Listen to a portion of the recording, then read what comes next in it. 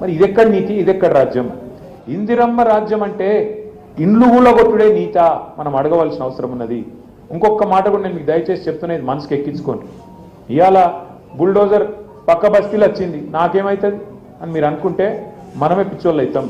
ఇవాళ అక్కడికి వచ్చింది, రేపు నీ ఇంటి మీదకి వస్తుంది. ఇవాళ పక్క కాన్స్టిట్యున్సీకి వచ్చింది, బుచ్చమ్మకు వచ్చిన జాబు బాధ రేపు మీకు వస్తుంది. అందుకే ఇటువంటి ప్రభుత్వానికి, ఇట్లాంటి నియంత్రణతో పోకడలు పోతున్న ప్రభుత్వానికి, పేదవాళ్ళంటే సోయి లేకుండా వ్యవహారం చేస్తున్న ప్రభుత్వానికి ఖచ్చితంగా బుద్ధి చెప్పాలి.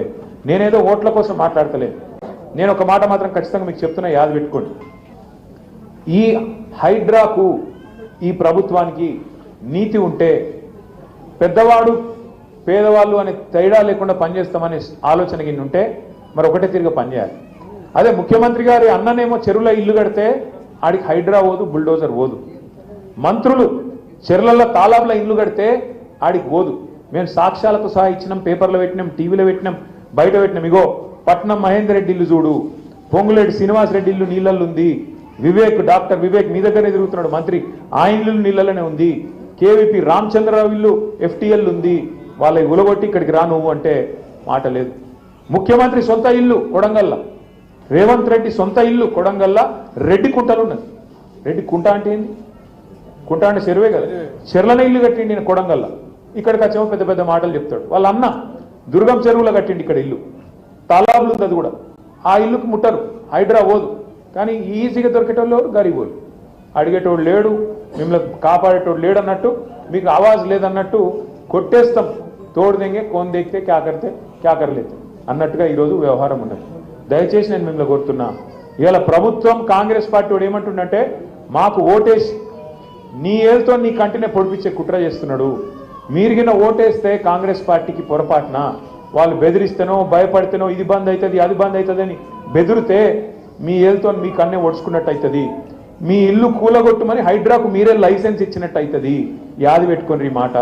ఒకవేళ మీకు గనక రేపటి రోజున మళ్ళా కేసీఆర్ రావాలి అంటే సురుకు పెట్టుడు కాంగ్రెస్ పార్టీకి ఇప్పటి నుంచే మొదలు పెట్టాలి. జూబ్లీహిల్స్ నుంచే మన జయత్రయాత్ర మొదలు కావాలి.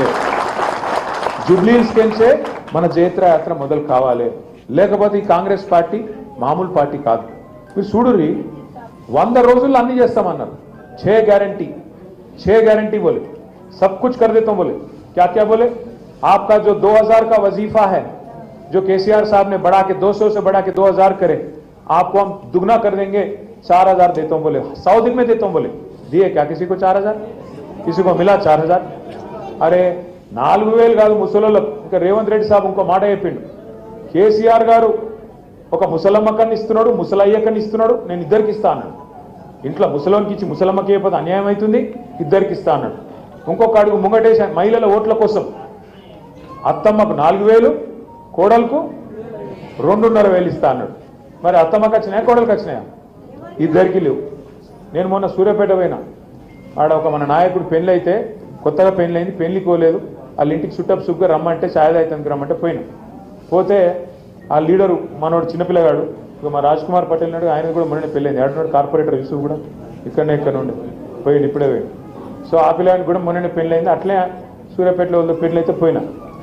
పోతే ఆ లీడర్ సాబ్ వాళ్ళ అమ్మని పిలిచిండు. వాళ్ళ అమ్మని పిలిచి, అన్న మా అమ్మ అని పరిచయం చేసి, నమస్తే అమ్మ, బాగున్నారా, మరి కోడలు పిల్ల ఎట్లుంది, బాగానే చూసుకుంటున్నావా అన్న. అరే ఏం కోడలు కూతురా అని ముక్కిరిసినట్టు మాట్లాడు. అరే ఇట్లా వాటి పెద్ద మనిషి ఏమైందని నేను అన్నా. అంటే కోడలు వస్తే 2,500 వస్తాయి అనుకున్నా, రాలే. ఢిల్లీలో జరిగిన పబ్లిక్